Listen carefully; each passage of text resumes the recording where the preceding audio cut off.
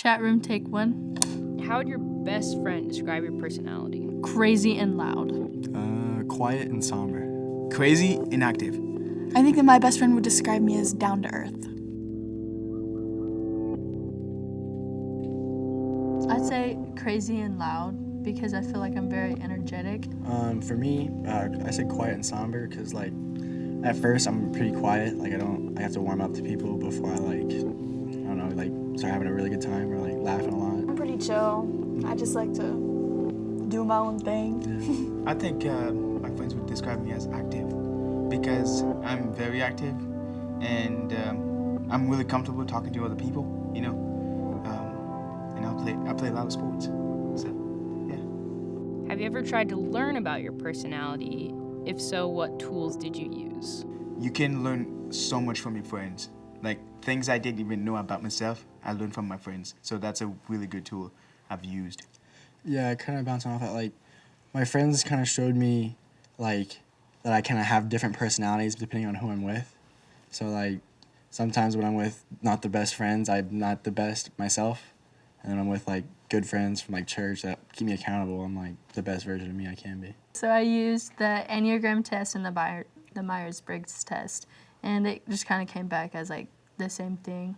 Yeah, no, those are good tools though, because I feel like it's not just like you're putting yourself in a box. It's like having to do with like your intentions and then like, you know, how you recharge and stuff like that. I think that's a good tool. I use the Enneagram and the Myers-Briggs too. I've always really not liked hard feelings. Just like, I don't want to be sad. I don't want to be mad. Like, I just want to be happy in my own little world.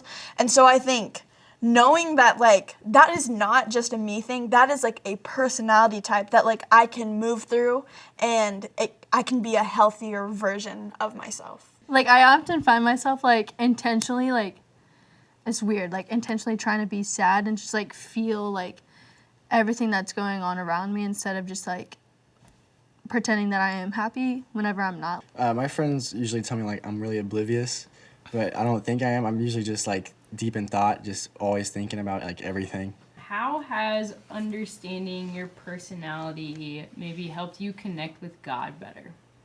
Whenever I dove into my personality and just kind of learned what it was about, I think that helped because like God gave that to me, and just knowing like you can use that and like he's going to use what he gave you to, you know, make a difference, and like each and every like little detail about you has a purpose. I think for me, I've definitely like grown like within leadership skills and like knowing what I can do like with my voice through others or like with others through God. What's one step you want to take to get to know yourself better?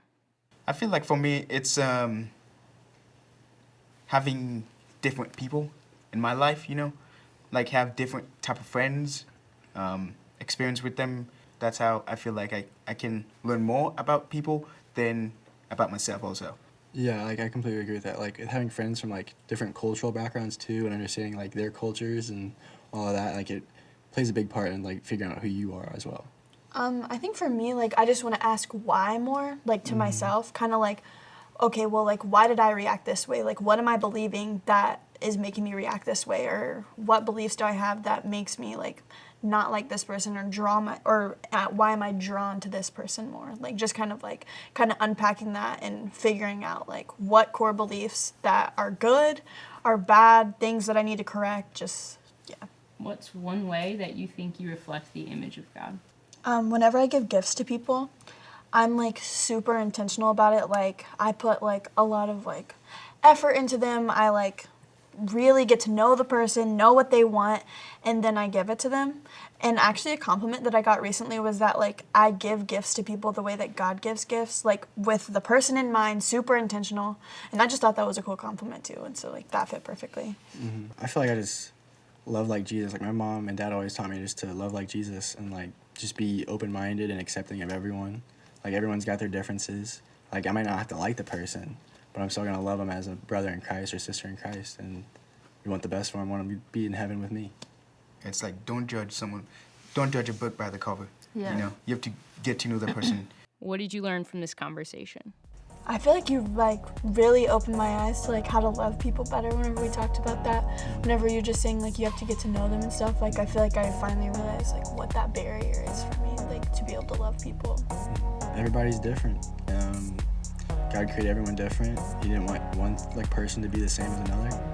And just loving each person that you can get to know unconditionally is what Jesus wants from all of us.